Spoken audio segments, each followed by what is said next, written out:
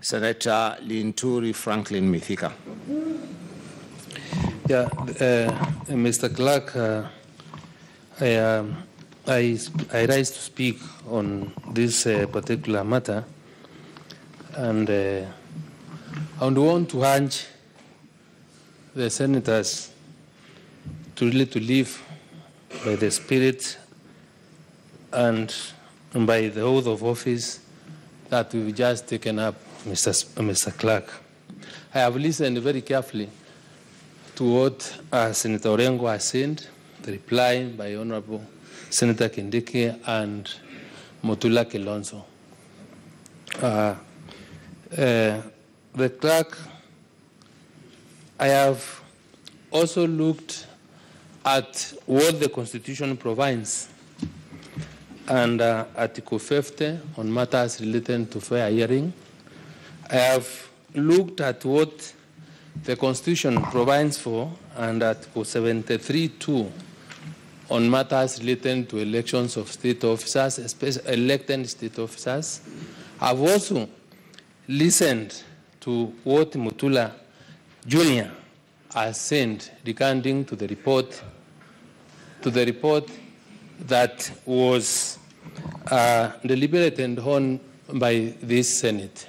And if I understood him clearly, because I've not had the advantage of looking at the report, he says in the event that the allegations are substantiated, then that particular state officer shouldn't have been removed from office by the application of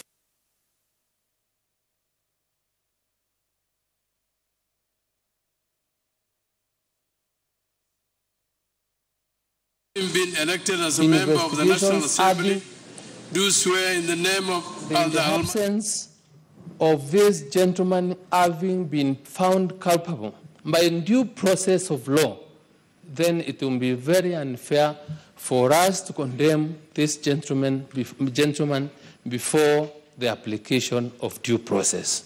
I am pleading with the senators here to find that this, where a matter has not been decided, I would want anyone to reason out and say, assuming then we deny this gentleman an opportunity to run for office of Speaker, and then these investigations are done and is found that he never or is not convicted or never found to have been culpable, what would have happened? The position would have gone.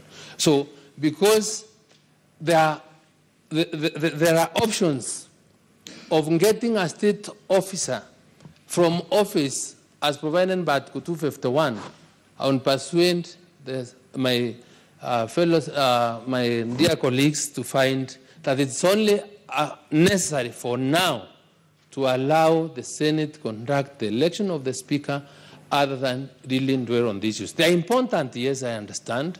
They mean a lot, but until such a time that these matters are concluded in accordance with the law, then we cannot continually speculate the outcome of these investigations. Thank you. Senator Kipchumba Murkomen.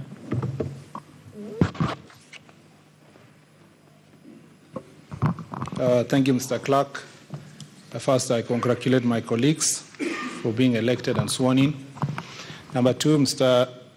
Clerk, I think we are starting on the right note as senators to be vigilant on issues that we think may hamper our performance or in any way affect the running of this House. And that is, forward-looking, that's progressive. And I congratulate my learned senior.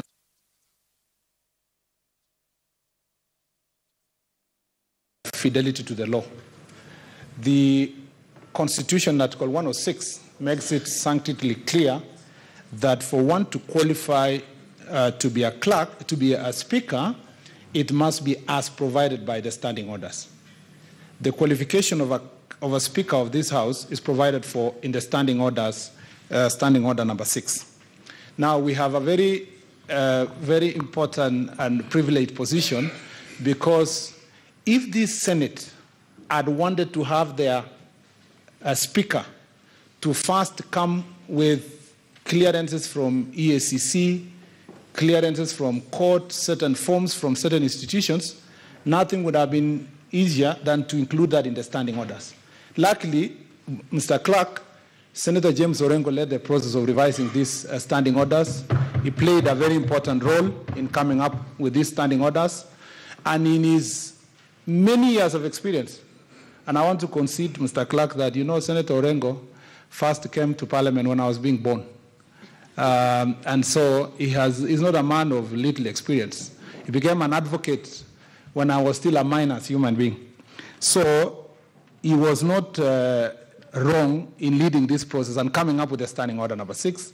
And had he foreseen a situation where we needed this, nothing would have been easier. He would have included it here and would have passed in this House, at least the privileged few of us who came back here. So for me, in the first place, we go to the principles and the provisions of the law.